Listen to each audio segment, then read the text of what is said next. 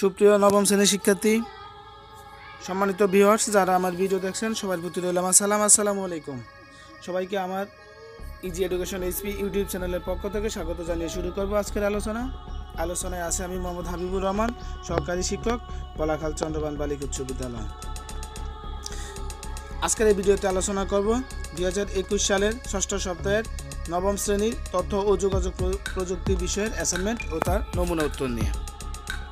Assignment বা নির্ধারিত কাজের, তার মানে তোমাদের 2021 সালে যে এর আগে কোনো অ্যাসাইনমেন্টে তোমরা তথ্য যোগাযোগ প্রযুক্তি বিষয়ে লেখো না, এটাই তোমাদের 2021 সালের তথ্য যোগাযোগ প্রযুক্তি বিষয়ের প্রথম অ্যাসাইনমেন্ট। অধ্যায় শিরোনাম প্রথম অধ্যায়। তাহলে তোমরা শিক্ষার্থী বন্ধুরা অবশ্যই প্রথম অধ্যায়ের আগে একটু ভালো রিডিং করে নিবে। তোমাদের শিরোনাম হবে তথ্য ও যোগাযোগ প্রযুক্তি এবং আমাদের বাংলাদেশ, এটা তোমাদের শিরোনামে লিখবে। এবার চলে এসে আমরা অ্যাসাইনমেন্ট বা নির্ধারিত কাজে চলে যাই। কি লেখা আছে? অ্যাসাইনমেন্ট বা নির্ধারিত কাজ। বর্তমানে কোভিড-19 উদ্বৃত্ত পরিস্থিতিতে শিক্ষা কার্যক্রম চলমান রাখায় ই-লার্নিংয়ের ভূমিকা বিষয়ক 250 শব্দের মধ্যে একটি প্রতিবেদন তৈরি করো। শিক্ষার্থী বন্ধুরা, আমাদের একটা প্রতিবেদন তৈরি করতে হবে। প্রতিবেদনটা হলো বর্তমানে যে কোভিড-19 এর পরিস্থিতি, শিক্ষা কার্যক্রম চলমান রাখায় ই-লার্নিংয়ের ভূমিকা। আমাদের কিছু নির্দেশনা দেওয়া আছে, আমরা নির্দেশনাগুলো একটু ভালো মতো পড়ে নিই। তা কী বলা আছে? প্রতিবেদনটি তৈরির ক্ষেত্রে লক্ষ্য রাখতে হবে। আমাদের কী কী লক্ষ্য রাখতে হবে? প্রারম্ভিক অংশ, অবশ্যই প্রারম্ভিক অংশ থাকবে, মূল শিরোনাম থাকবে, প্রাপকের নাম থাকবে এবং প্রাপকের ঠিকানা থাকবে। প্রধান অংশতে থাকবে বিষয় সম্পর্কে ভূমিকা এবং মূল প্রতিবেদন। যেমন কী কী থাকতে পারে? কত বলা আছে?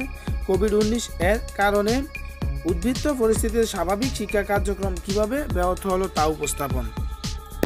খ, বদলে যাওয়ার এই পরিস্থিতিতে আমরা কিভাবে বিভিন্ন অনলাইন মাধ্যমে থেকে শিক্ষা কার্যক্রম চালিয়ে যেতে পারছি তা বর্ণনা। ঘ, ই লার্নিংয়ের সাথে নিজ প্রতিষ্ঠানের সম্পৃক্ততা বর্ণনা।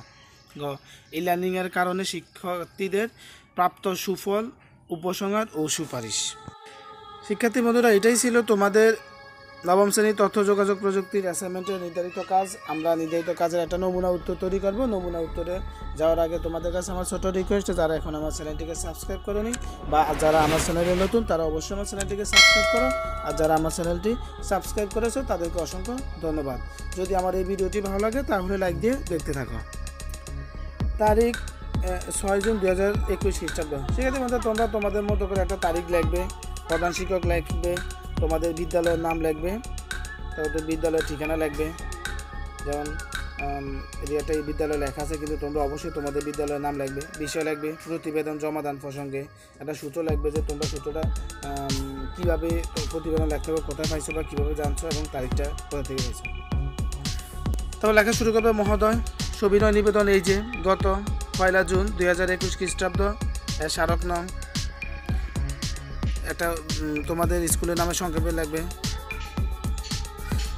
5/21/2021 সালের 5 মাসের মোতাবেক আপনার নিকট থেকে আদিষ্ট হয়ে বর্তমানে কোভিড-19 উদ্বৃত্ত পরিস্থিতিতে স্বাভাবিক শিক্ষা কার্যক্রম চলমান রাখার ই লার্নিংয়ের ভূমিকা নিয়ে আমার প্রতিবেদন বিভিন্ন তথ্য উপাত্ত সংগ্রহ করে প্রস্তুত করছি। অতএব আপনার সদয় বিবেচনার জন্য বর্তমানে কোভিড-19 উদ্বৃত্ত পরিস্থিতিতে স্বাভাবিক শিক্ষা কার্যক্রম চলমান রাখায় ই লার্নিংয়ের ভূমিকা সম্পর্কিত প্রতিবেদনটি নিয়ে উপস্থাপন করলাম। প্রতিবেদক তাহলে তোমার নাম লিখবে, তোমার বিদ্যালয়ের নাম লিখবে, তোমার শ্রেণী, তোমার শাখা এবং রোল নাম্বার লিখবে। বর্তমানে কোভিড-19 উদ্বৃত্ত পরিস্থিতিতে স্বাভাবিক শিক্ষা কার্যক্রম চলমান রাখায় ই লার্নিংয়ের ভূমিকা। শিক্ষা এবং জ্ঞান হলো মানুষের জীবনে সবচেয়ে গুরুত্বপূর্ণ সম্পদ।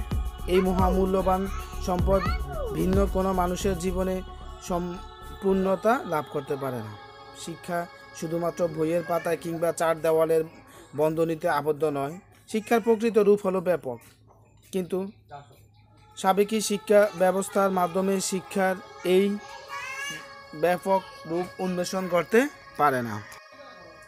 সে কারণেই আধুনিক যুগের সূচনাকাল থেকে বিভিন্ন শিক্ষাবিদরা শিক্ষার পাঠ্যক্রমগত এবং পদ্ধতিগত উন্নয়নের কথা বলেছেন। সেই সঙ্গে আরও জোরদার হয়েছে সমাজের সর্বস্তরে শিক্ষার ব্যাপক প্রসার এর প্রয়োজনীয়তার দাবি। এমতাবস্থায় তথ্য ও যোগাযোগ প্রযুক্তির ব্যাপক প্রসারের কাজে লাগিয়ে শিক্ষা ব্যবস্থার রঙ্গমঞ্চে আবির্ভাব ঘটেছে ই লার্নিং পদ্ধতি। এই পদ্ধতিকে কাজে লাগিয়ে অভিনব উপায়ে সৃজনশীল পদ্ধতির ধারা পৃথিবীর যে কোনো প্রান্ত থেকে অন্য যে কোনো প্রান্তে বিশ্বমানের শিক্ষার প্রচার ও প্রসার সম্ভব। এই ধরনের শিক্ষার মাধ্যমে একদিকে শিক্ষার্থীদের সৃজনশীলমূলক প্রতিভার যেমন বিকাশ ঘটে, আবার অন্যদিকে শিক্ষার পথে সকল বাধাকে অতিক্রম করে অত্যন্ত সহজে যে কোনো জায়গায় যে কোনো সময়ে যে কোনো মানুষের কাছে শিক্ষাকে পৌঁছে দেওয়া যায়। সে কারণে একবিংশ শতকে শিক্ষা প্রচার ও প্রসারের আধুনিকতম মাধ্যম হিসেবে সংযোজিত হয়েছে ই লার্নিং পদ্ধতি। পৃথিবীর ইতিহাসে 2020 একটি স্মরণীয় বছর হিসাবে থাকবে। এই বছর করোনা নামক এক ভয়ঙ্কর ভাইরাসের থাবা প্রাণ কেড়ে নিয়েছে বিশ্বজুড়ে লক্ষ লক্ষ মানুষের।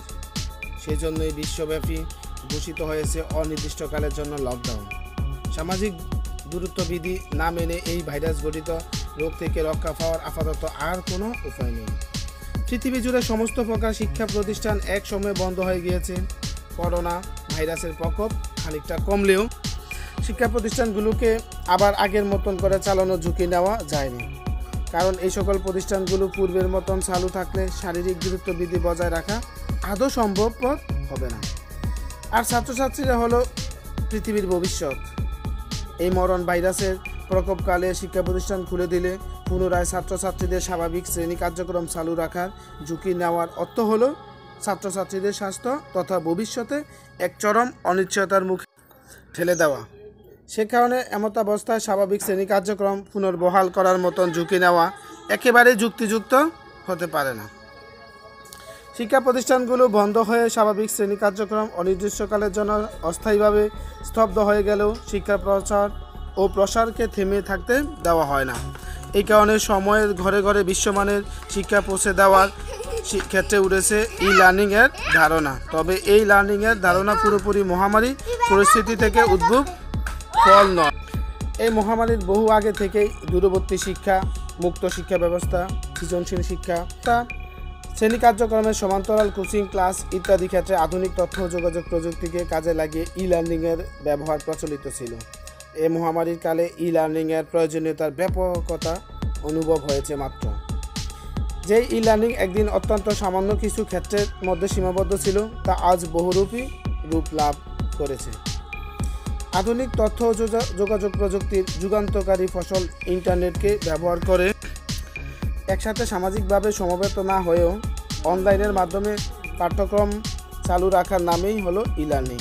মহামারীর সময় শিক্ষা প্রতিষ্ঠানগুলো বন্ধ হয়ে যাওয়ার পর থেকে অধিকাংশ বিদ্যালয় এবং বিশ্ববিদ্যালয়গুলো পাঠ্যক্রম চালু রাখার বিকল্প উপায় হিসাবে ই লার্নিং পদ্ধতিকে বেছে নিয়েছে। আমার বিদ্যালয় অনলাইন কার্যক্রমের সাথে সম্পৃক্ত। এই কার্যক্রমের মাধ্যমে অনলাইন ক্লাস সম্পাদিত হচ্ছে, ফলে অন্যান্য শিক্ষা প্রতিষ্ঠানের ন্যায় আমরাও ই লার্নিংয়ের সাথে যুক্ত হচ্ছি। বর্তমানে ই লার্নিং বা ইলেকট্রনিক লার্নিং ব্যবস্থার ব্যাপক প্রসারের ফলে শিক্ষার্থীদের সুবিধার দিকটি বিশেষভাবে অনুভূত হচ্ছে। ই লার্নিং পদ্ধতিতে যে কোনো স্থানে বসে ইন্টারনেটের সাহায্যে ব্যবহার করে পাঠ গ্রহণ করা যাচ্ছে। এই পদ্ধতিতে একজন দক্ষ শিক্ষক শিক্ষার্থীদের কাছে অত্যন্ত বিস্তারিতভাবে কোনো বিষয়কে অডিও ভিজুয়াল এর মাধ্যমে ব্যাখ্যা করতে পারেন। একসাথে সামাজিকভাবে সমবেত হওয়ার প্রয়োজনীয়তা না থাকায় বয়সও শিক্ষা গ্রহণের জন্য বাধা হয়ে দাঁড়াচ্ছে না। ই লার্নিং পদ্ধতিতে শিক্ষা গ্রহণ করার খরচ তুলনামূলকভাবে কম হওয়ায় প্রায় সকল শিক্ষার্থীদের পক্ষে এই পদ্ধতিতে প্রয়োগ করা শিক্ষা বিস্তার সম্ভব হচ্ছে।